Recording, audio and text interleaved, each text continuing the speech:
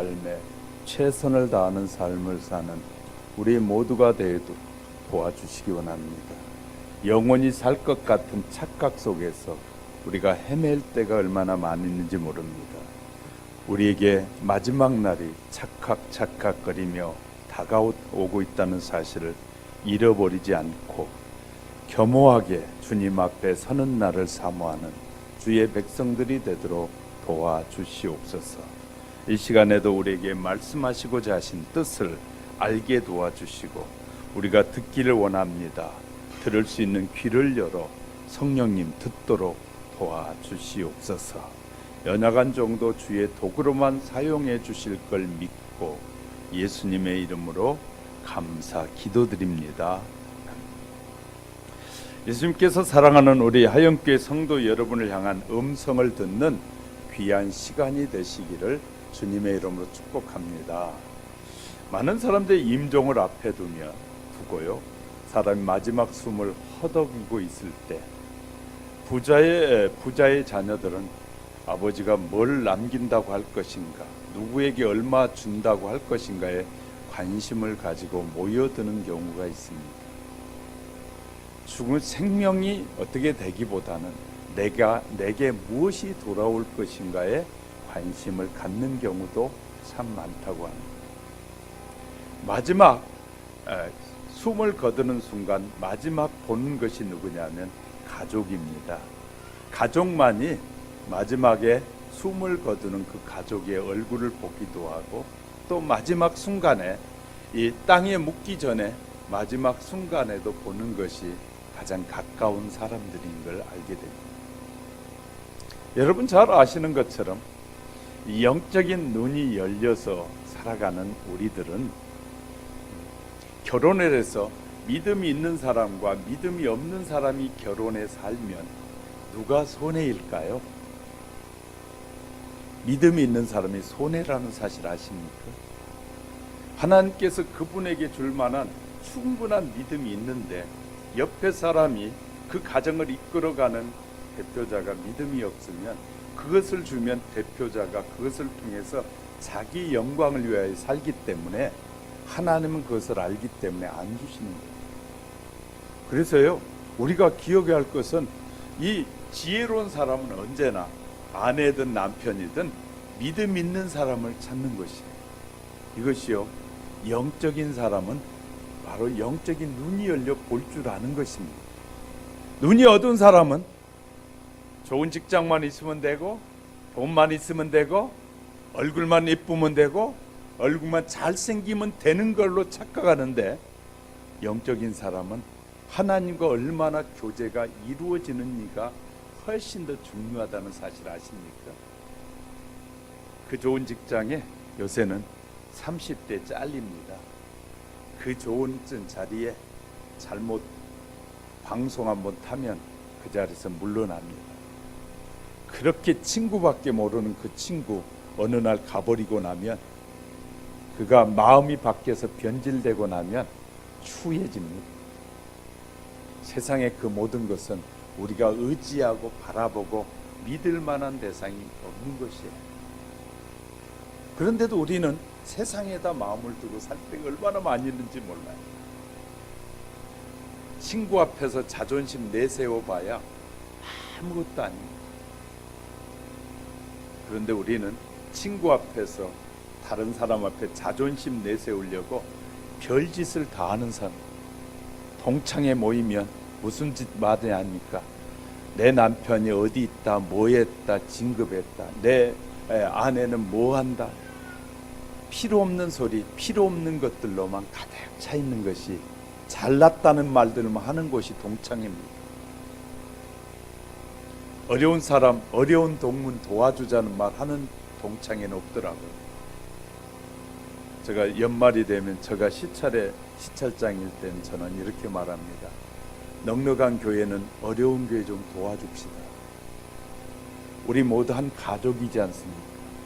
그리스도 예수 안에 있다면 우리가 서로 어려운 사람 도와주면서 합시다. 그 소리는 별로 귀를 기울이지 않는 사람들이 참 많더라고요. 우리가 정말 우리가 필요한 것은 서로 돕고 섬기며 왜? 어느 날인가 모두 다 우리가 가지고 누리던 모든 것을 내려놓고 가야 하기 때문에. 그래서 세상 사람들은 이렇게 말합니다. 야, 많은 것 가진 사람하고 살아봐라. 나중에 너한테 행복해진다.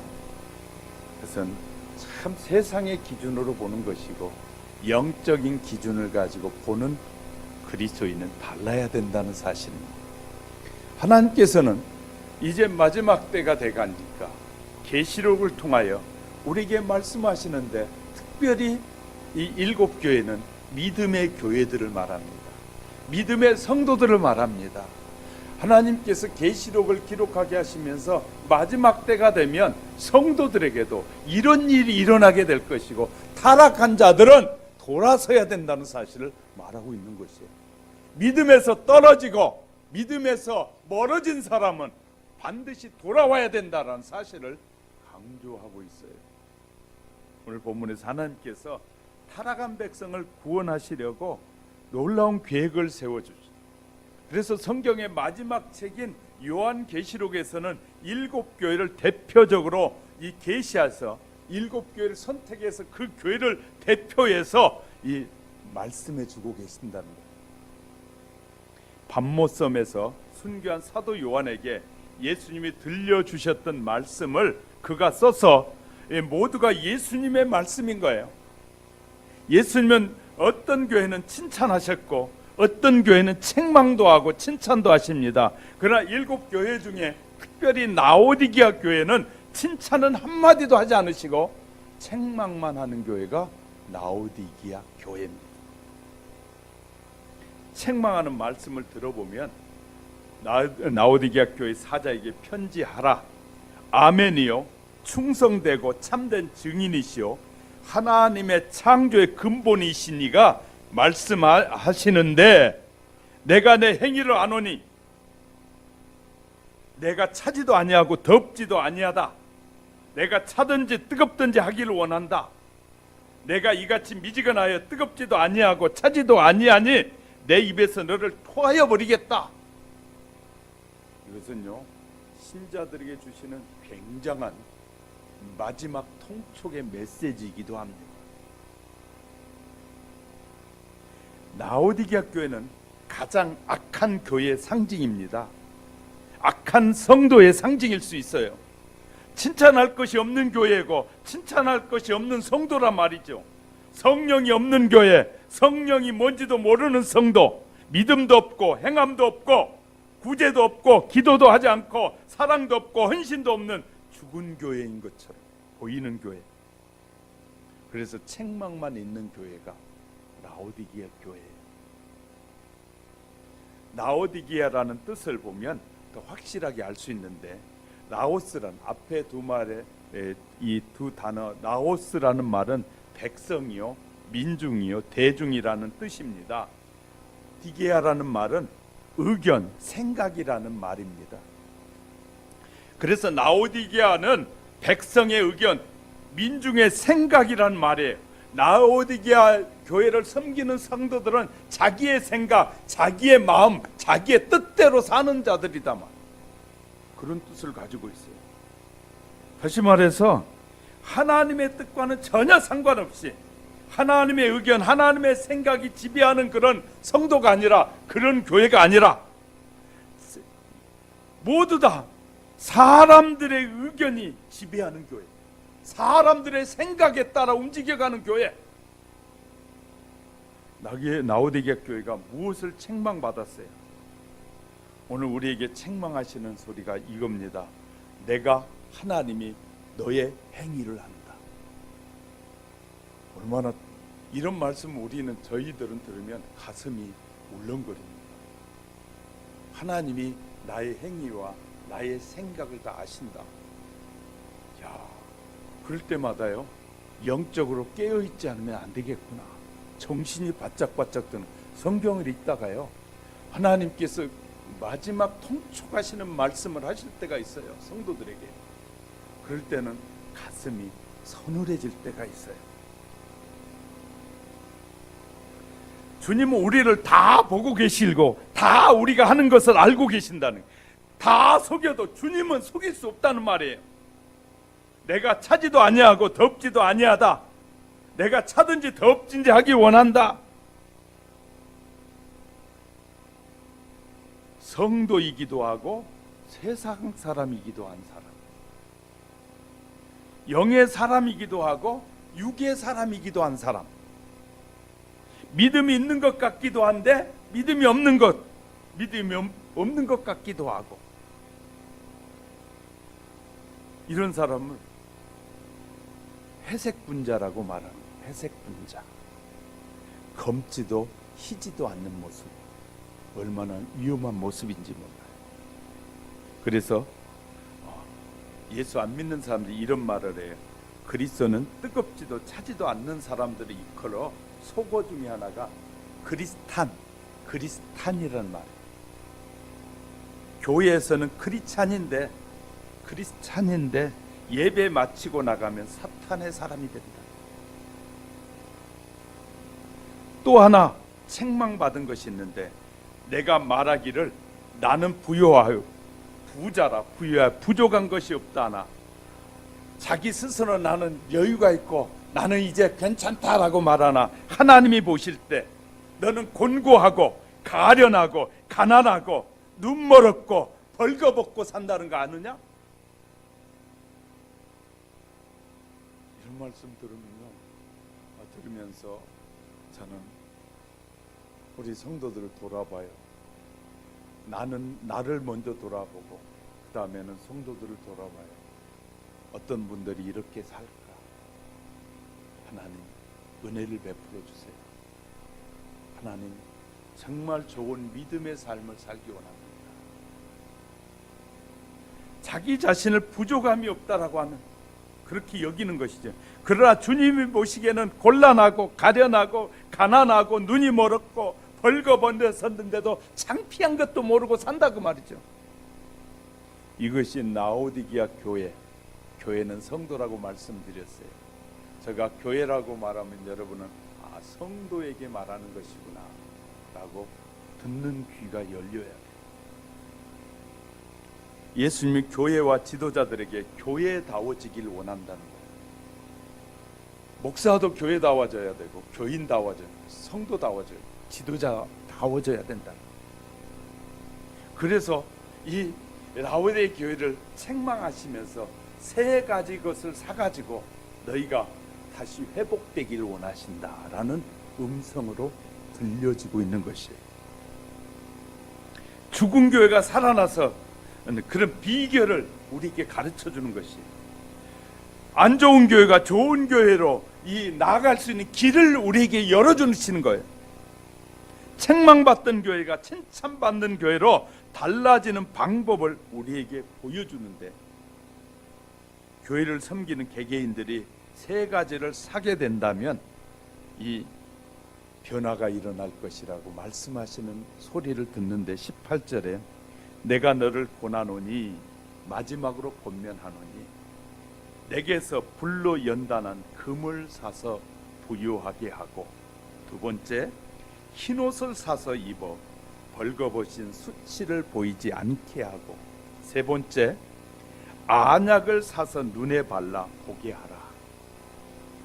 불로 연단한 금을 사고 흰옷을 사서 입고 안약을 사서 바르라는 말씀을 상고하는 사이에 하나님께서 저와 여러분에게 말씀하시는 음성이 또렷이 들려지는 귀한 시간이 되시기를 주님의 이름으로 축복합니다. 첫 번째 보겠습니다.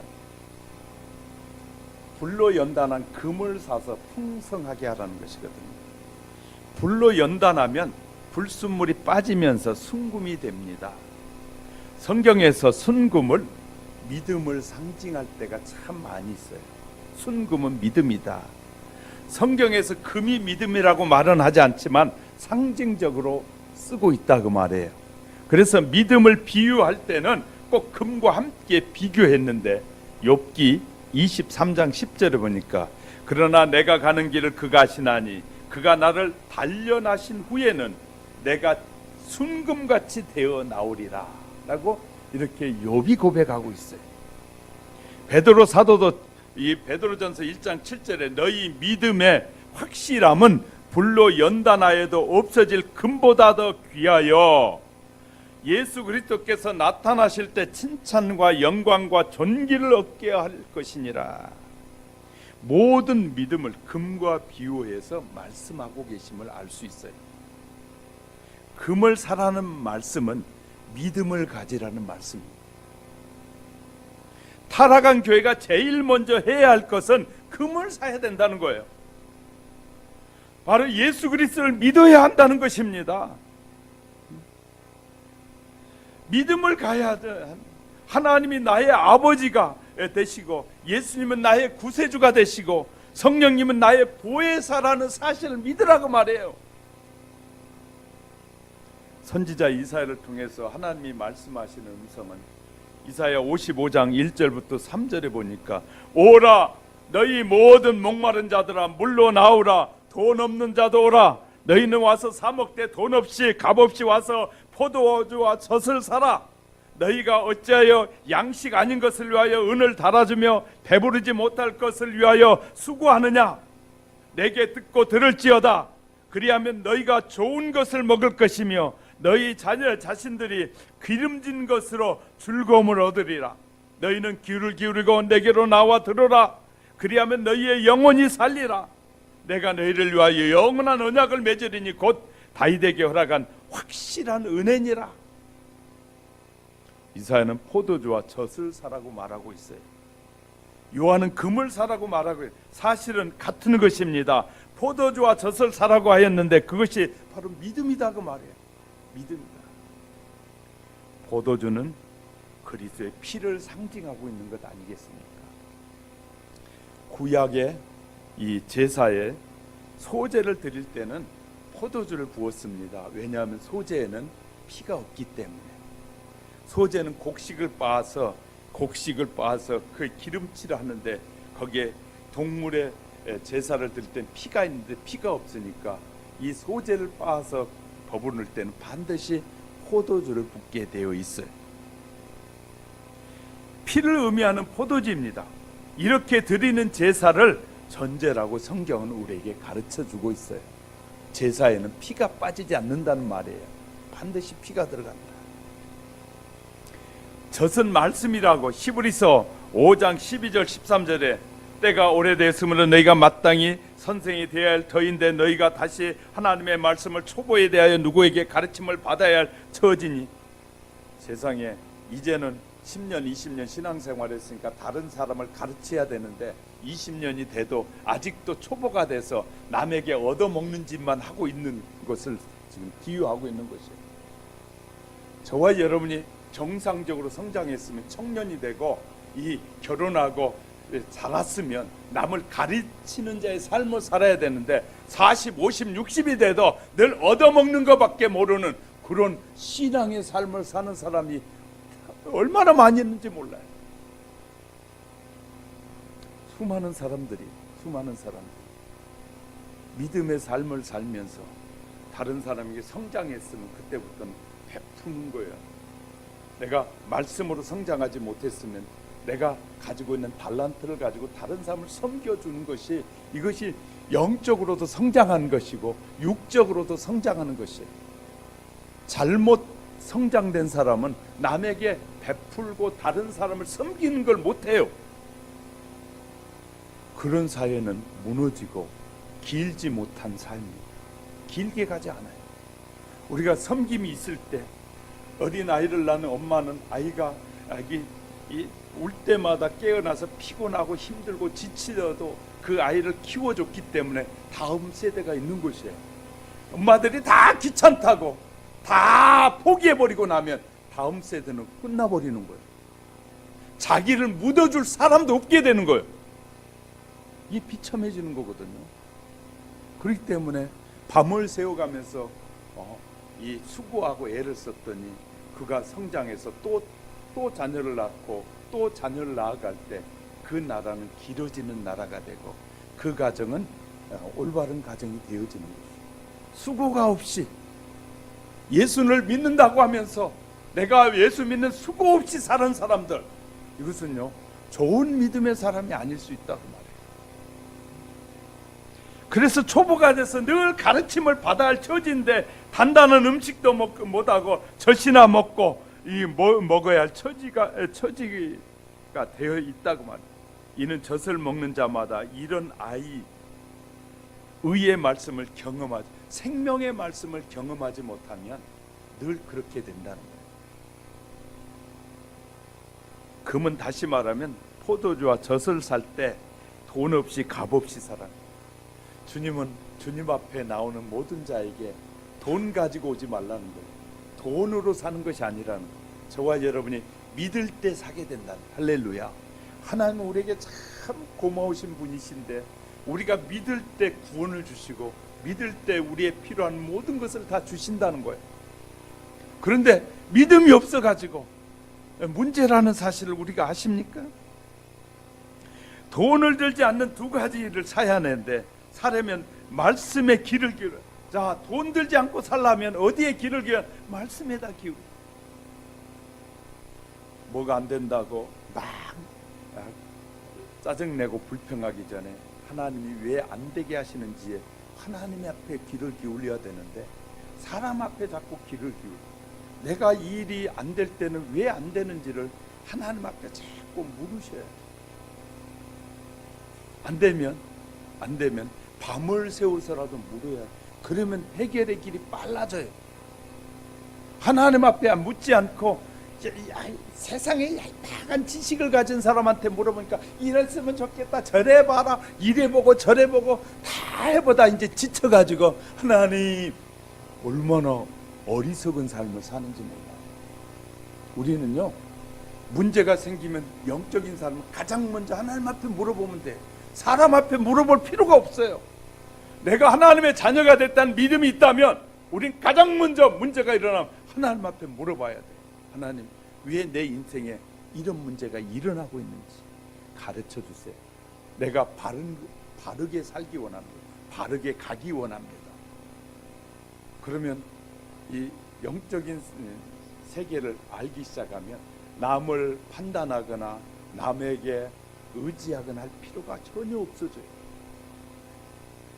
하나님은 우리 개개인의 인격을 얼마나 존중해 주시는지입니다. 허물이 많고 죄가 많음에도 불구하고 회개하는 자들의 모든 죄를 사해 주실 뿐만 아니라 하나님은 얼마나 자비로우신지 우리의 허물도 다 용서해 주시고 우리의 계획도 어리석어 모른다고 하나님의 지혜를 구하면 다 가르쳐 주신 하나님, 길을 열어주신 하나님. 그러니까 길이 안 열린다고 말하는 것은 아직도 교만해서 하나님 앞에 묻지 않고 하나님 앞에 지혜를 구하지 않기 때문에 그런 일이 일어나는 거 있는 것이에요. 여러분, 하나님 앞에 얼마나 무릎을 꿇으셨습니까? 여러분이 하는 일 때문에, 여러분의 인생 때문에 얼마나 하나님 앞에 무릎을 꿇고 정말 하나님을 바라보셨습니까? 물어보셨습니까? 저는 지금도 때론 문제가 생기고 잠이 안 올 때는 일어나서 새벽이건 뭐고 와서 하나님 앞에 물어봐요. 하나님, 어떻게 할까요? 하나님, 이 일은 어떻게 할까요? 여러분, 하나님은 너무너무 좋으신 분이라 늘 우리가 물으면 응답하신 하나님.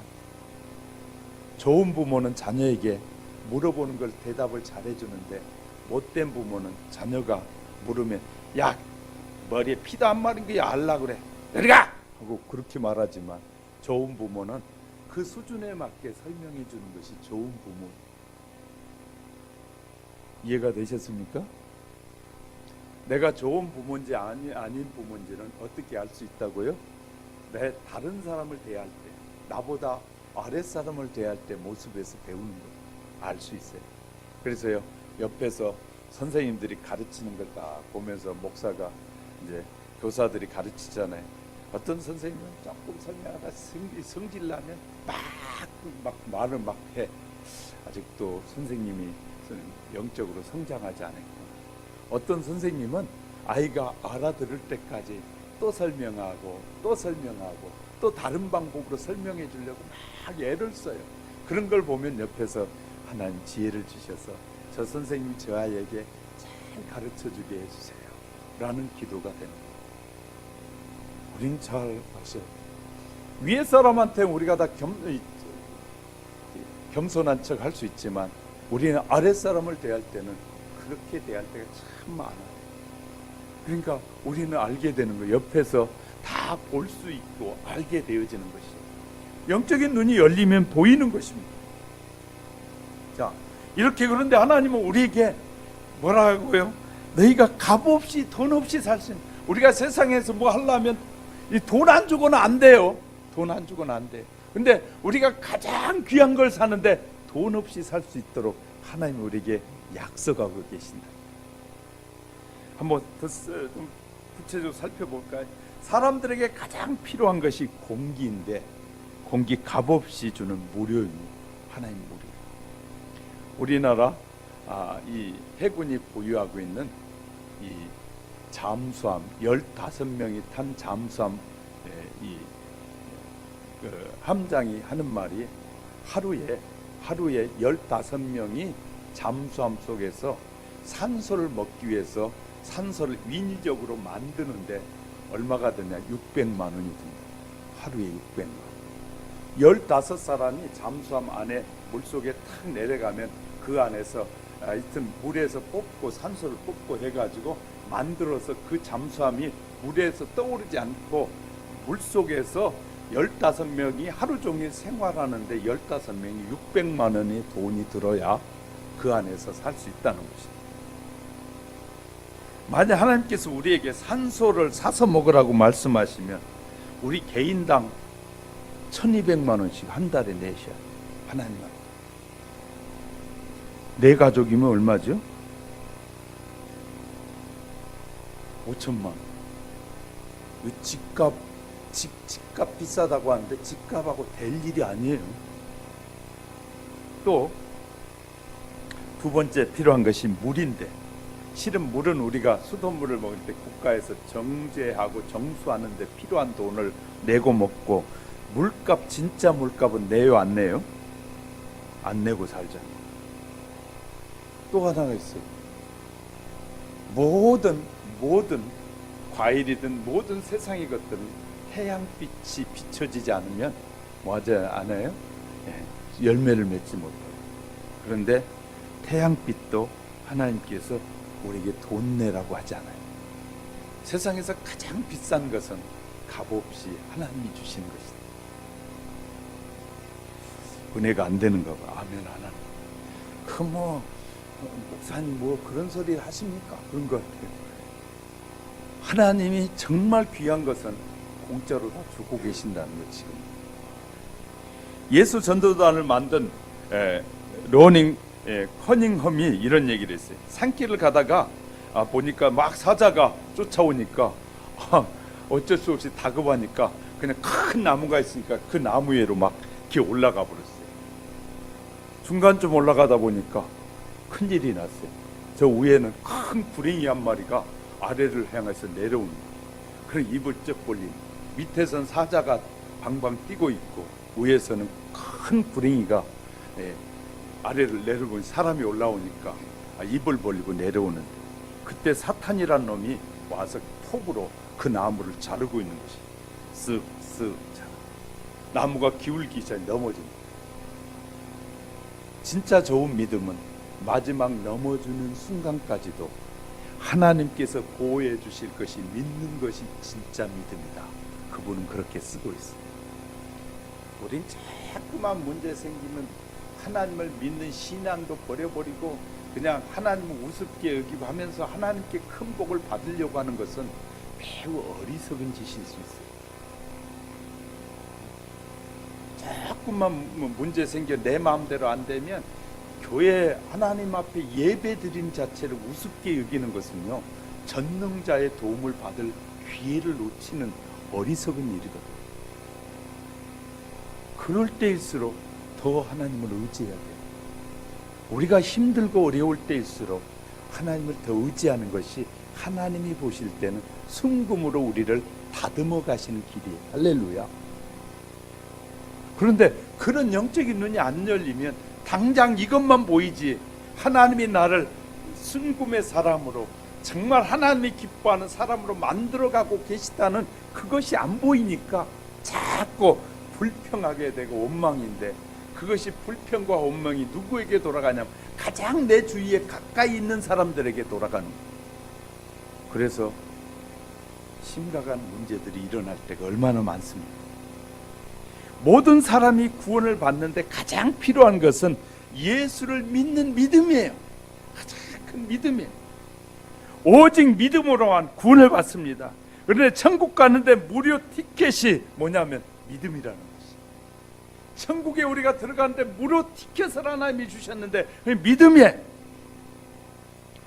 라오디게아 교회 같이 타락한 교회에서 가장 먼저 사야 될 것이 믿음을 사야 된다라고 말씀하십니다.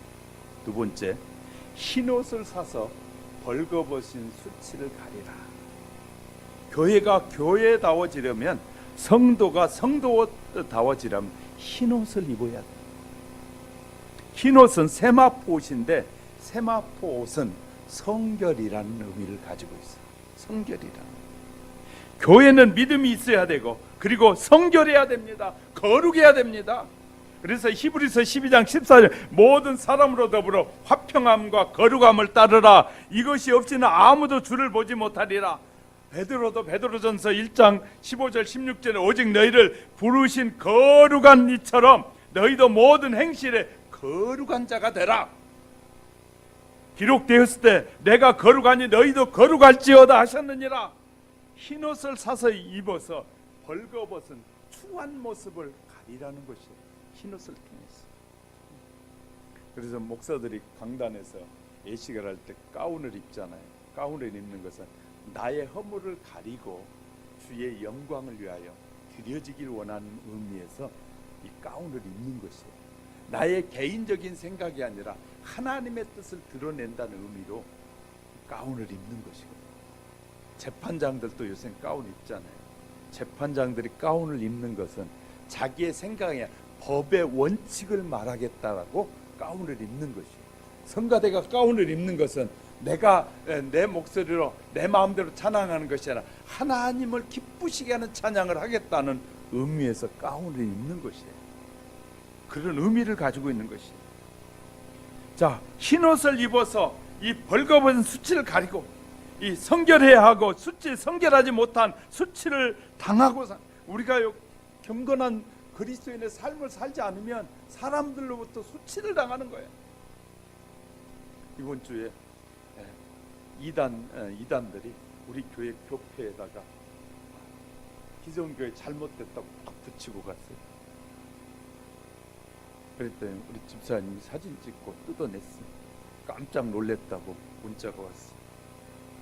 저는 그걸 보면서 하나님이 우리 기존 교회들이 바르게 살아라, 교회다워지기를 원하신다는 소리로 저는 들어요. 우리가 교회다워지면 저들이 아무리 별짓을 다해도 하나님이 해결해 주실. 할렐루야. 우리가 교회다워지고 하나님의 자녀다워지면 하나님이 우리에게 있어야 될 모든 것을 다 주실 것이에요. 지금 막 저들이 우리를 공격하고 하는 것은 우리가 하나님의 자녀답지 못하기 때문에, 세상이 교회를 향해서 막 교회가 엉터리라고 말하고 교회가 타락했다고 말하는 것은 우리가 하나님의 자녀답게 살지 못하기 때문인 거예요.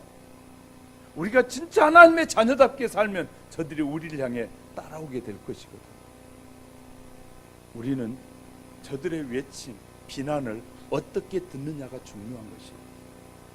우리는 우리의 자신을 새롭게 하고 하나님 앞에 더 거룩한 삶을 살겠다는 다짐의 시간으로 바뀌어지기를 원하시는 거예요. 하나님이 원하시는 것은. 이 소리가 우리가 들려지지 않으면 어떻게 되는, 너희가 우리한테 그 짓을 해? 우리도 가만히 안 있다. 이렇게 이제 보복의 심리가 나오게 됩니다.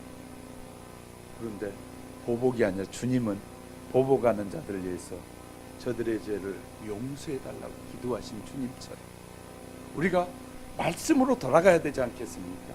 하나님이 우리에게 가르쳐준 방법대로 가려고 해야 되지 않겠습니까? 저와 여러분이 하나님이 그 일을 통해서 우리에게 말씀하시고 싶어하는 것은 너희가 좀 깨끗해져라, 정결해져라, 내 하나님의 자녀다워져라. 그러면 저들이 희망이 보이지 않으니까. 아니니까 우리 하나님의 자녀들에게서 희망이 보이지 않으니까 니나 나나 똑같은데 왜 네가 내가 너를 따라가 그렇게 말하는데, 우리가 하나님의 자녀다워지면 저들이 머리를 숙이고 나도 주님을 믿겠다고 오게 될 것이거든요. 문제는 우리인 것이지 저들이 외치면 하나님이 외치게 하시는 거예요. 우리 정결해지고 한국교회가 정신 차리고 하나님의 자녀답게 살고 사업을 하든 직장 생활하든 어디에서 살든지 믿지 않는 자들과 어울려 살아가는 그 사이 속에서 하나님의 자녀가 거룩하게 복된 삶을 살아야 된다는 사실을 우리에게 말씀하시는 거거든요. 우리는 그렇게 살지 않으면서 복 받으라는 소리에만 아멘하는 사람들이 얼마나 많이 있는지 몰라요. 복은요, 진짜 복을 받으면 모든 일에 자유하게 되고, 진짜 복을 받으면 근심, 걱정, 염려가 사라지게 되고, 진짜 하나님이 우리에게 주신 복을 받으면 마음속에 감사가 쏟아지는 거예요. 할렐루야. 진짜 복을 모르고요, 뭐가 자꾸 세상적인 복이 진짜 복이라고 착각하는 사람이 얼마나 많이 있는지 몰라요. 흰옷은 그러면 어떻게 살 수 있을까요? 흰옷을 그러면 사서 입으라고 했는데, 사라고 했는데 어떻게 살 수 있는지 요한계시록은 흰옷을 사는 방법을 우리에게 가르쳐주고 있다는 사실 아십니까?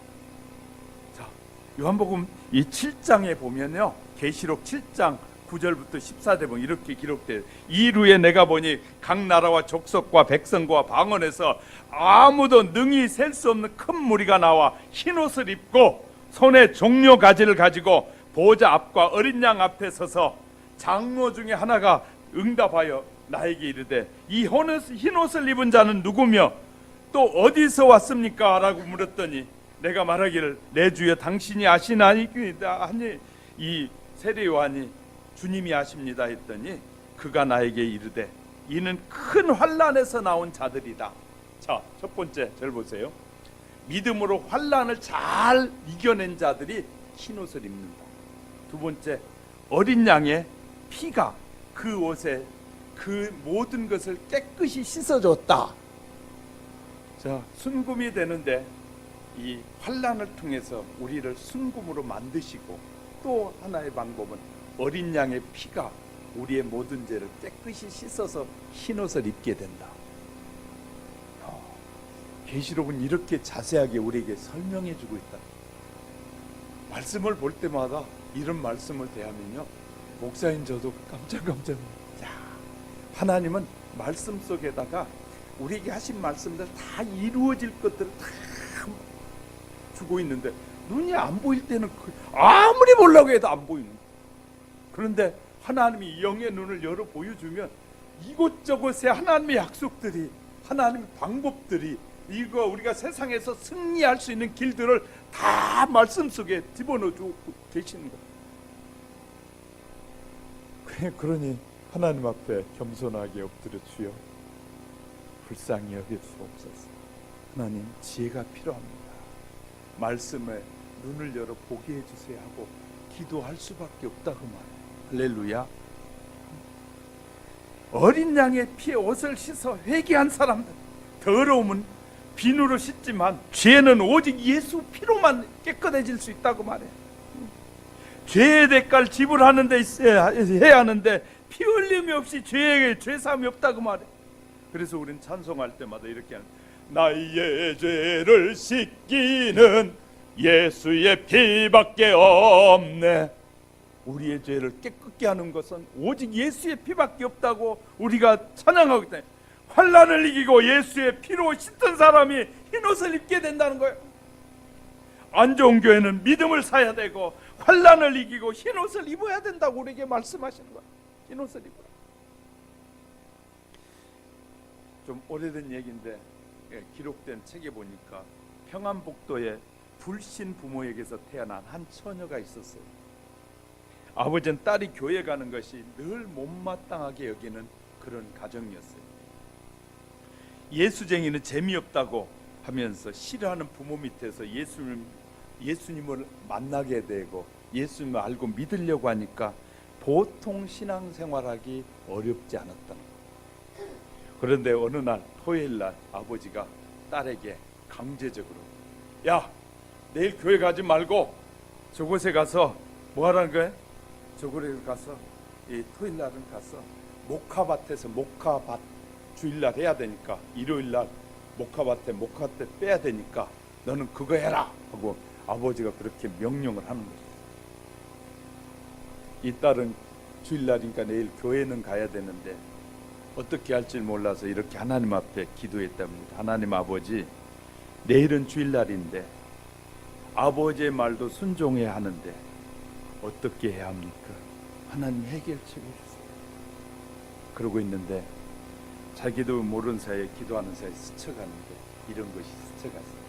아버지가 잠든 사이에 밤에 가서 그것을 하면 내일 예배드리는데 지장이 없겠구나 그런 생각이 들어서 딸이 눈치를 보니까 아버지가 불을 끄고 자는 거예요.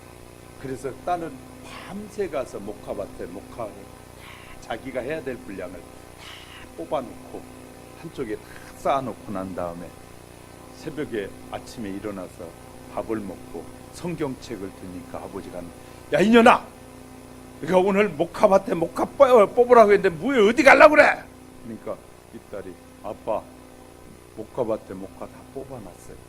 그러니까 아버지가 할 말이 없는 거예요. 그래가지고 이제 딸이 교회 간 다음에 목화밭에 가봤더니 목화밭에 다 뽑아가지고 한쪽에 해놨는데 그 목화솜에 딸의 피가 밤새 뜯다 보니까 피가 목화솜에 막 묻어있더라고요.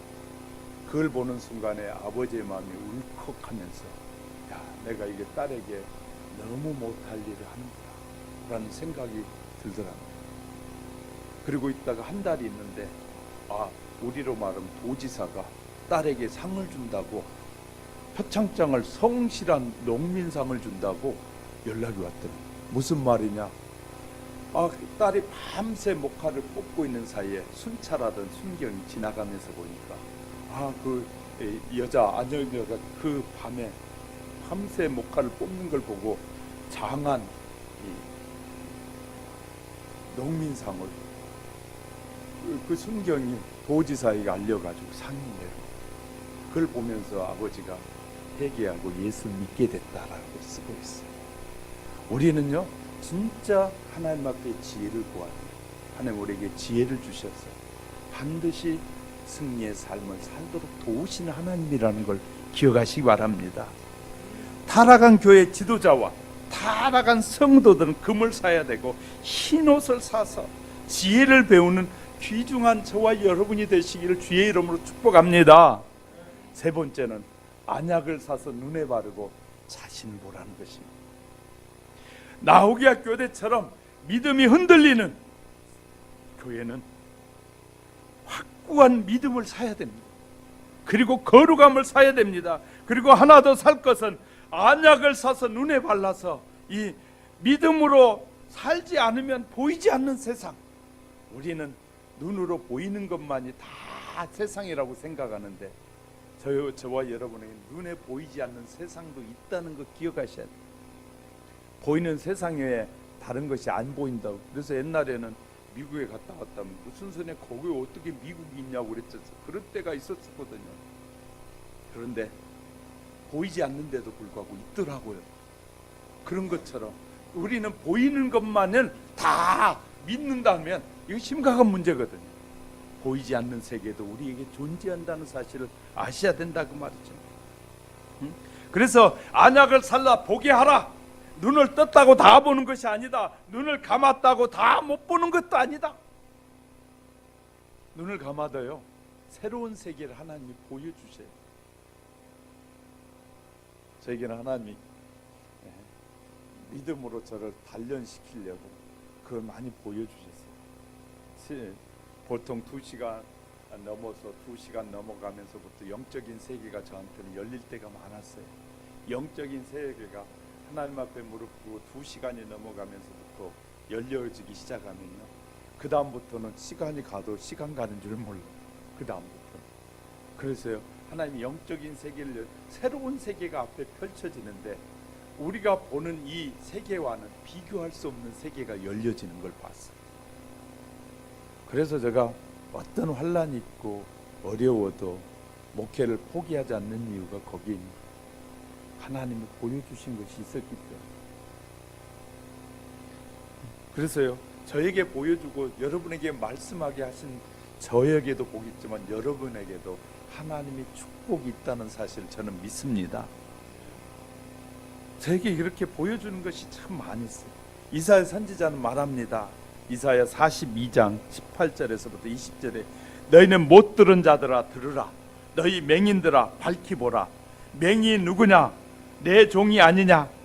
누가 내게 보내는 자, 보내는 내 사자와 같이 못 듣는 자겠느냐?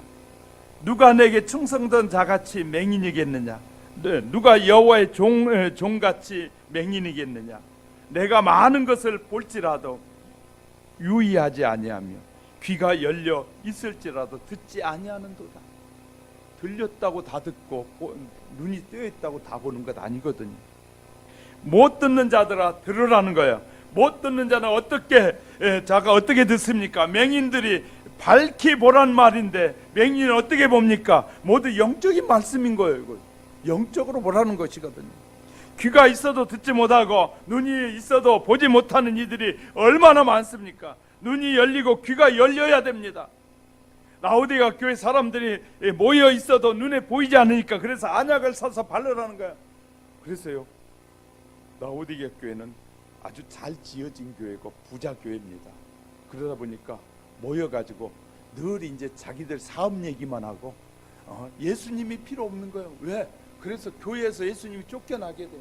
그래서 예수님의 문 밖에서 예수님을 찬양하고 예배해야 될 사람들이 예수님을 쫓아내놓고 자기들끼리만 좋다고 희덕거리니까 예수님 문 밖에서 문 좀 열어라. 내가 들어가서 너와 더불어 먹고 마시고 즐겁게 살도록 내가 들어가기 원한다. 얼마나 많은 사람들이 이제 신앙을 가졌지만 여유가 생기고 하면 이제 주님은 필요 없고 내 먹고 살 수 자기가 스스로 잘한 걸로 착각하는 사람들이 얼마나 많이 있는지 몰라요. 나우기가 교회 모두에 모여있는 눈들을 보지 못했습니다. 그래서 안약을 사서 바르고 눈이 치료돼서 보라는 거예요. 눈을 고쳐가지고 보라는 거예요. 그러면 자기가 예수 안에 있는지 예수를 떠나 있는지를 보게 된다는 거예요. 저와 여러분의 영적인 눈이 열려보면 내가 예수 안에 지금 머물고 있는 삶을 사는지 예수님이 없이 지금 살고 있는지를 알게 되는 거예요. 눈이 안 열리면 고침되지 않으면 안 보이는 일이, 그런 일이 있었다는 사실을 성경은 우리에게 보여주고 있어요. 열왕기하 6장에 가보면 이스라엘과 아람이라는 나라가 전쟁을 하게 됩니다. 그런데 놀라운 일이 있어요. 아람 왕이 군대 장관들과 이 회의실에서 자기들끼리 몇몇의 장부들만 모아놓고 회의를 다 해요. 작전 계획을 짜는 거예요. 이스라엘을 완전히 무너뜨리기 위해서 아람 왕이 회의를 하는데 놀라운 건 자기들끼리 속닥거리는데 이스라엘에 있는 엘리사라는 선지자는 그 귀에 아람 왕이 지금 작전 계획을 세우고 있는 것이 다 들리는 거예요. 그러니까 이제 엘리사가 이스라엘 왕에게 가서 말해요. 지금 아람이 이런 계획을 짜고 이렇게 침범해 온다고 하니까 미리 방책을 준비하소서. 아니 아람 군대가 자기들끼리만 작전 계획을 세워가지고 쫙 들어오는데 갑자기 이스라엘 사람들이 포진하고 있대. 이스라엘 군대 때문에 이게 전쟁을 할 수가 없는 거예요. 그러니까 아람 왕이 이렇게 말해. 아니 우리에게 첩자가 있는 거 아니냐? 어떻게 우리가 방에서 조용히 얘기하는 것을 저들이 다 안단 말이냐? 누구가 첩자가 있다면 빨리 밝혀내라. 그래서 열왕기하 6장 11절을 보면 우리 중에 누가 이스라엘 왕과 내통하는 자가 있는지 내게 좀 고해라. 어떻게 저 조그만한 이스라엘을 우리가 한 주먹에 빼앗을 수 있는데 왜 안 된단 말이냐? 그랬더니 그때서 신복 중에 하나가 이렇게 우리 주 왕이여 아니로소이다. 오직 이스라엘 선지자 엘리사가 왕의 침실에 사는 말이라도 이스라엘 왕에게 다 알려주고 있으므로 우리가 패배하는 것입니다. 그랬더니 아람 왕이 지혜로워요. 그 얘기를 딱 듣더니 그래? 그럼 지금 이스라엘을 칠 것이 아니라 이 엘리사를 잡아야 되겠구나. 그래서 엘리사가 어디에 있는지 좀 알아봐라. 그랬더니 이제 아람 군대 막 장수들이 뛰어가지고 보니까 엘리사가 도담성이라는 곳에 있다는 걸 알게 돼요. 이제 작전을 바꿉니다. 아람 군대를 다 도담성으로 동원해가지고 밤에 그냥 급습을 해가지고 완전 포진하고 낮이 되면 환해지면 완전히 도담성을 무너뜨리고 엘리사를 잡아가려고 딱 해. 아침에 엘리사의 종이 일어나서 요리 성을 내려다보니까 세상에 말과 병거들이 완전히 성을 감싸고 있는 거예요. 깜짝 놀란 그 종이 엘리사에게 아니 선지자님 큰일 났습니다. 세상에 아람 군대가 우리 성을 완전히 둘러싸고 있습니다. 그러니까 엘리사가 웃으면서 하는 말이 하나님 저 사환에게 눈을 열어 보여주소서. 하나님의 응답을 사환의 눈이 열리고 보니까 지금 이 아람 군대보다 더 많은 하나님의 군대가 이 도단성을 확 감싸고 있는 것이죠. 그 얘기를 하고 있는 사이에 아람 왕이 전쟁을 시작합니다. 도담성을 무너뜨리자고 함성이 들려올 때 하나님 그때 엘리사가 기도한 하나님 저들의 눈을 멀게 해 주옵소서.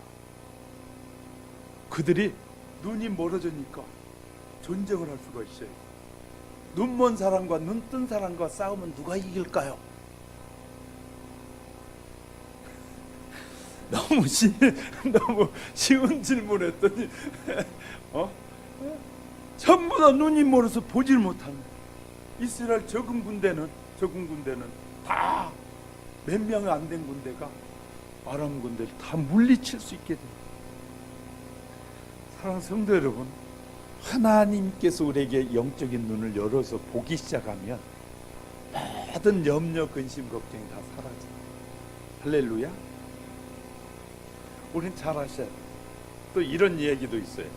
일본의 하네다 공항 옆에 시골에 공항 옆이 시골에 아주 예쁜 조그마한 교회 하나가 있어요.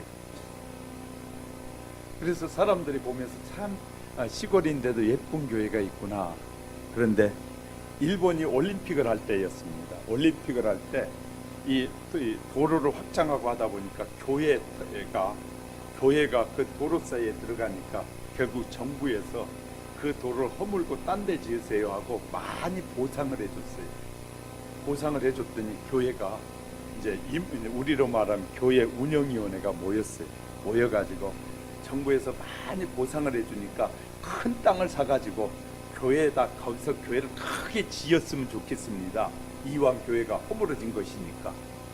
그래서 이제 의견들이 그렇게 모여져 가는 것이에요. 그래서 이제 큰 땅을 사서 짓고도 교회가 남을 정도의 돈을 보상을 해주는 거예요. 그런데 이제 그때 이제 거기가 그래 우리 교회 한번 크게 멋지게 지어가지고 우리 그런 교회를 만들어 봅시다 하고 의견이 조율돼 가는데 그때 집사님 한 분이 이렇게 제안을 한 것입니다.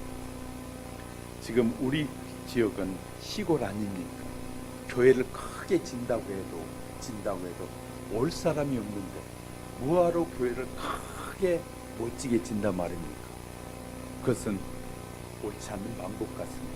그리고 하나님께서 우리에게 이렇게 큰 돈을 주신 것은 우리 교회 지어가지고 뽐내라고 하는 것이 아닌 것 같습니다.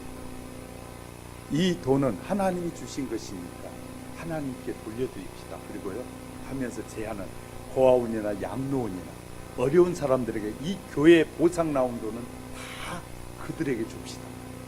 사람들이 의아했어요. 아니 그럼 교회는 뭘로 짓고 뭘로 하잔 말이냐. 그때 집사님이 이렇게 제안.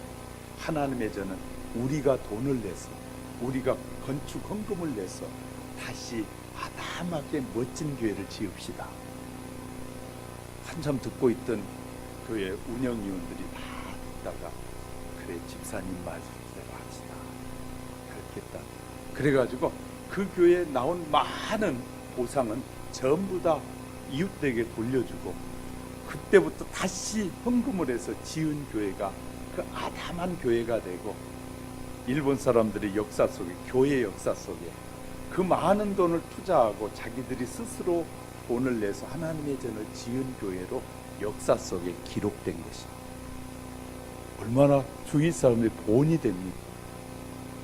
자기는 안 내놓고 자기는 헌신하지 않고 그냥 하려고 하는 것이 아니라 헌신할 때 하나님이 은혜 주시는 거예요. 축복해 주시는 거예요. 자, 안약은 그럼 어떻게 살 수 있을까? 그 안약도 사는 방법이 있어야 되잖아요. 성경은 안약을 어떻게 살 수 있는지도 가르쳐줘요. 예수님께서 이렇게 말씀하셨어요.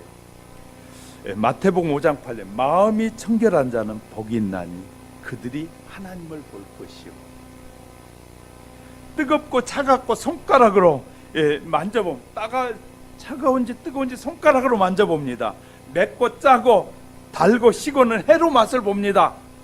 음식은 입으로 먹어봅니다. 음악은 귀로 듣습니다. 강하고 약하고 손으로 두들겨 보면 압니다. 경치는 눈으로 봅니다. 냄새는 코로 맡습니다. 하나님의 마음을 보는 데는 마음이 깨끗해지는 데. 할렐루야. 마음이 깨끗해져. 마음이 깨끗해지면, 청결해지면 하나님을 볼 것이라고 했잖아요. 저와 여러분이 예수 그리스도를 믿고 저와 여러분의 마음이 청결해지면 하나님을 보는 영적인 세계가 열리게 될 것입니다. 하나님은 저와 여러분을 얼마나 사랑하시는지 몰라요. 저는요, 다른 교회보다 우리 하영교회 성도들을 하나님 좀 더 사랑하는 것 같아요. 왜? 저에게 다른 헛된 마음을 품지 않고 어떻게든지 말씀 안에서 거하려고 저도 노력하고, 그렇게 말씀을 전하고 싶고, 성도들이, 저는 단 한 사람에다, 우리 하영교회 등록한 성도들이 단 한 사람이라도 믿음이 타락하고 그래서 지옥에 가는 사람이 없기를 원합니다. 하나님, 이 하영교회 저에게 보내주신 사람은 이 한 사람 한 사람 중요합니다. 하나님, 은혜를 베풀어 주세요. 왜? 성경이 이렇게 가르쳐요. 하나가 천을 담당하고 하나가 만을 담당하고. 여러분, 한 사람이 저 규모가 큰 곳에 만보다 더 귀하고, 우리 한 사람 한 사람이 그 큰 교회에서 설렁설렁 예수 믿고 설렁설렁 신앙생활하면서 자기 자랑하는 천 사람보다 더 중요하다고 그런 저는 느끼는 거예요. 그래서요, 사랑하는 성도 여러분, 저도 바르게 잘해볼게요. 여러분도 이왕 예수 믿고 우리가 세월이 가면 주님 앞에 서야 되는데, 우리 모두 함께 믿음의 길을 힘차게 걸어갑시다. 정말 밀어주고 당겨주면서 정말 우리 함께 하나님이 기뻐하는 건강한 교회, 하나님이 기뻐하는 건전한 믿음을 가지고 끝까지 믿음의 승리가 우리의 승리가 되고, 하나님께서 마지막 이 라오디게아 교회를 통해 7교회의 마지막 교회의 메시지거든요. 마지막 교회를 향한 하나님의 그 애틋한 마음의 그 마음을 저와 여러분이 깨닫고, 정말 2019년도는 좀 더 우리가 최선을 다해서 주님을 섬기고 정말 깨끗한 마음을 가지고 영적인 눈이 열려지는 은혜의 역사가 우리 모두에게 충만히 부어지시기를 주님의 이름으로 축복합니다. 기도하겠습니다.